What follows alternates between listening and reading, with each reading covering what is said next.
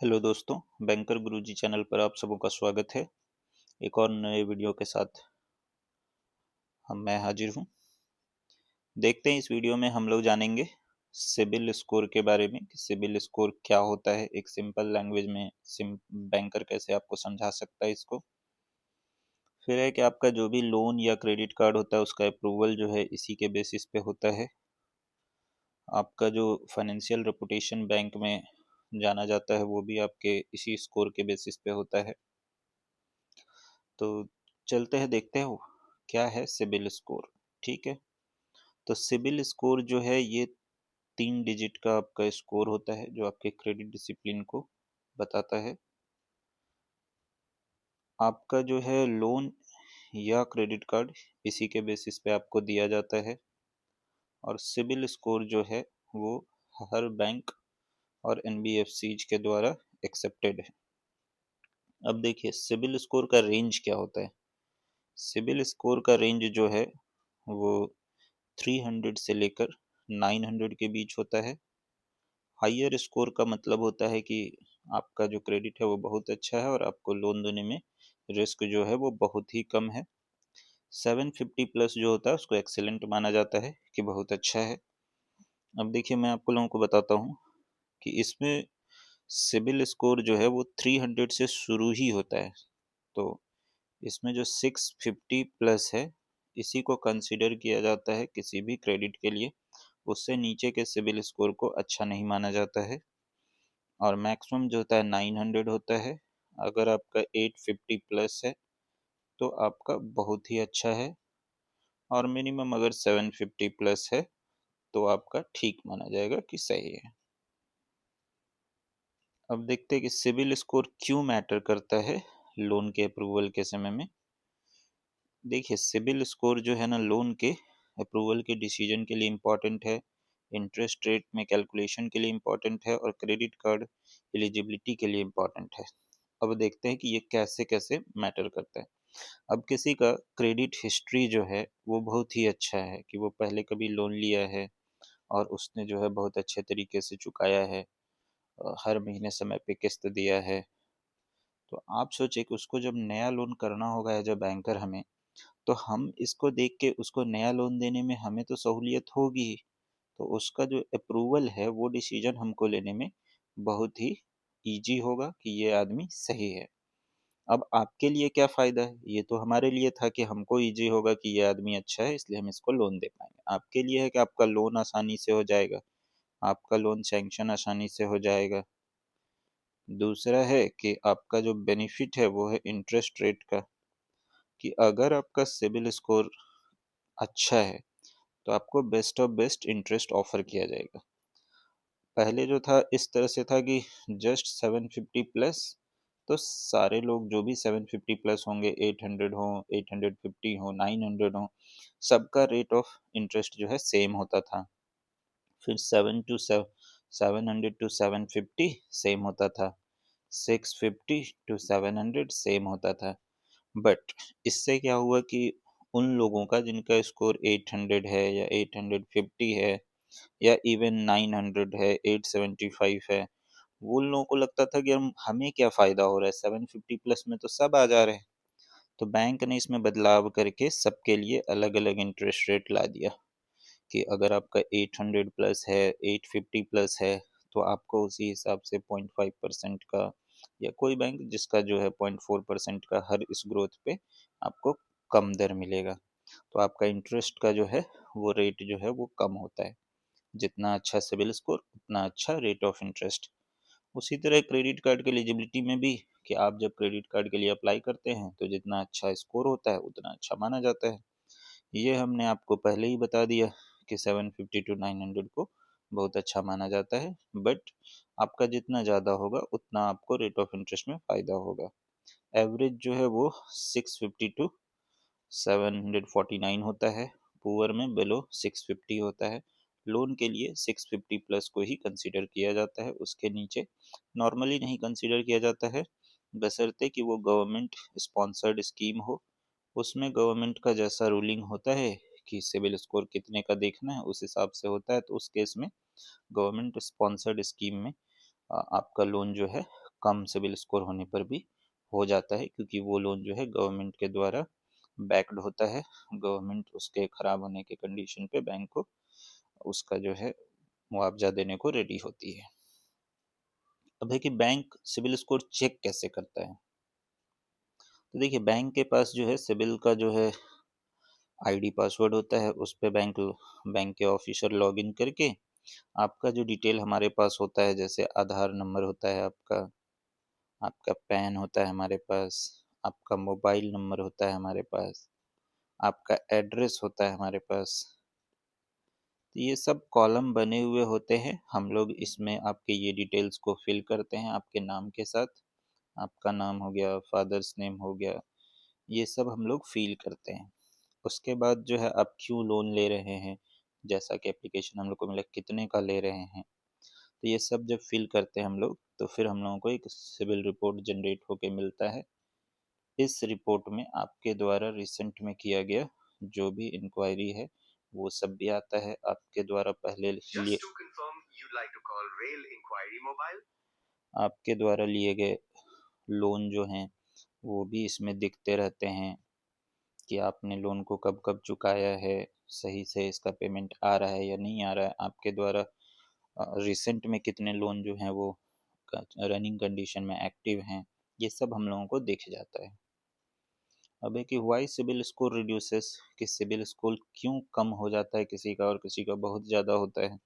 तो इसको देखिए हम लोग देखते हैं क्या होता है। तो देखिए, लेट ईएमआई पेमेंट्स, जब आप ईएमआई का पेमेंट लेट करते हैं तो आपका जो है लोन ओवरड्यू रहता है कुछ समय के लिए, तो इसकी वजह से आपका सिबिल स्कोर गिरता है। मतलब आप पैसे तो चुकाते हैं लेकिन समय से ना चुकाने की वजह से भी गिरता है। अब इसमें देखिए, जो अभी आपको कहीं नहीं मिलेगा वो टिप्स मैं देता हूँ आपको एज अ बैंकर्स टिप्स। आप जब लोन लेते हैं, मान लीजिए आपने 10 तारीख को लोन लिया और आप जो है नेक्स्ट मंथ में फिर आप पे कर रहे हैं, तो इसमें क्या होता है कि बैंक का जो साइकिल है वो तो 30 डेज वाला जो है मंथली कैलकुलेट करता है। हर महीने के एंड डेट जो होता है, लास्ट डेट होता है, उस दिन वो ब्याज लगाता है। तो अब मान लीजिए आपने 10 को लिया और आप जो है 5 या 10 तारीख को नेक्स्ट मंथ में किस्त देंगे। तो अभी क्या है कि आपके अकाउंट में जो ब्याज 30th को या 31st को लग गया है, वो ओवरड्यू रहेगा अगले पेमेंट आने तक। जैसे 5 को है या 10 को है, तो आपको 10 दिन तक जो है आपका खाता ओवरड्यू में रहेगा, जिसकी वजह से बैंक के सिस्टम को ये इंफॉर्मेशन होता है कि आप समय से लोन नहीं दे रहे हैं, जबकि आप तो अपने समय से ही दे रहे हैं। तो इस वजह से आपका स्कोर गिरता जाता है और आपको पता भी नहीं चलता, आपको लगता है मैं तो समय से देता ही हूँ। तो अब इस कंडीशन में आप क्या कर सकते हैं, आपके पास दो तरीके हैं। या तो आप एक ईएमआई जो है वो एक्स्ट्रा लोन में डाल कर रखें, तो आपका कभी भी जो है ये ओवरड्यू नहीं दिखेगा, हमेशा लगेगा कि एक्स्ट्रा पे किया हुआ है। तो एक ईएमआई आप एक्स्ट्रा डाल दें, या आप वो देख लें कि आपका जो लोन का रीपेमेंट है वो 5 को होता है या 10 को। अगर 10 को होता है तो 10 दिन का एक्स्ट्रा उसमें आप एक अनुमानतः जो है 3 पार्ट में बांट के, अगर 20,000 है तो उसको 7,000 इस तरह करके आप एक्स्ट्रा डाल दें, तो उससे भी आपका लोन सही रहेगा। उसके बाद देखिए कि हाई क्रेडिट कार्ड यूजेज, अगर आप क्रेडिट कार्ड का बहुत ज़्यादा यूज कर लेते हैं, पैसे ओवरड्यू उसमें ज़्यादा होते हैं, तो उससे भी आपका स्कोर जो है वो कम होता है। आप क्रेडिट कार्ड में डिसिप्लिन मेंटेन करना बहुत ज़रूरी है। आप डिसिप्लिन मेंटेन करें कि उसको समय से पे करें, नहीं तो आपका स्कोर जो है वो बहुत ही अफेक्ट होगा। उसके बाद है कि अगर आप कोई लोन सेटल कर लेते हैं या डिफ़ॉल्ट करते हैं, तो उससे भी आपका स्कोर बहुत ज़्यादा गिरता है। सेटलमेंट का मतलब यहाँ ये होता है कि आप जो है ब्याज में छूट लेते हैं कि हम चुकाने में असमर्थ हैं, तो हमें ब्याज में छूट दिया जाए ये सब। तो उससे क्या होता है, नेक्स्ट टाइम ना आपको, ये बैंक को पता होता है कि ये बंदा समय से पैसा नहीं देता और आखिरी में ब्याज दर में छूट के लिए डिमांड करता है, तो इसको सेटलमेंट बोलते हैं। और कई बार तो प्रिंसिपल अमाउंट से कम में भी लोन सेटल हो जाता है, तो ऐसे कंडीशन में आपका जो है स्कोर वो बहुत ही ज़्यादा गिरता है। अब टू मैनी लोन इंक्वायरीज, जब आप बहुत सारा लोन इंक्वायरीज करते हैं तो उससे भी स्कोर गिरता है। उससे ये दिखता है कि आप लोन लेते नहीं हैं और आप जो हैं इंक्वायरी ढेर सारा करते रहते हैं, तो आपका क्रेडिबिलिटी घटता है। जब कोई आदमी आपसे बार बार पूछे, जानकारी ले और आप जो है आपसे लोन ना ले या आपसे वो काम ही ना करे, तो आपको खुद ही उस पर भरोसा कम होने लगेगा। आपको लगेगा कि ये बार बार पूछता है और उसका कोई यूटिलाइजेशन नहीं करता है। अब है कि आप इम्प्रूव कैसे कर सकते हैं, तो आप अपना ईएमआई जो है उसको एकदम टाइमली पे कीजिए। क्रेडिट कार्ड का यूजेज जो है उसको 30% से नीचे, या आप इसको समय से पे करते रहिए। अननेसेसरी का लोन जो है वो नहीं लीजिए, और अपना क्रेडिट रिपोर्ट जो है वो रेगुलर इंटरवल पे चेक करते रहिए। उसके बाद एक कॉमन सिविल मिथ क्या क्या है। Checking score does not reduce it. लोगों को ये लगता है कि आप जो चेक करते रहते हैं उससे आपका स्कोर नहीं गिरता है, जबकि ऐसा नहीं है। आप जितनी बार चेक करेंगे आपका स्कोर उतना ही रिड्यूस होता है। No credit history is no credit history is not best. तो ऐसा नहीं है।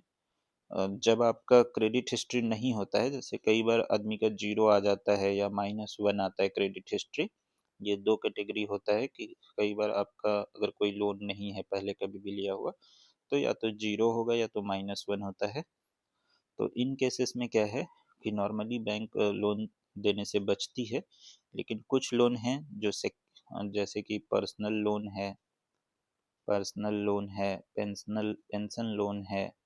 ये लोन जो है बैंक 0 आपका क्रेडिट स्कोर अगर है तब भी आपको देती है, ठीक है। गोल्ड लोन है, ये सब आपको बैंक दे देती है। और कार लोन जो है वो -1 होने पर भी आपको बैंक देती है, ठीक है। तो ये सब लोन देता है। तो आपको अगर ऐसा लगता है कि ये मिथ है, क्रेडिट जो है वो नहीं होने पे लोन नहीं मिलता है, तो ऐसा नहीं है, आपको फिर भी मिलता है, ठीक है।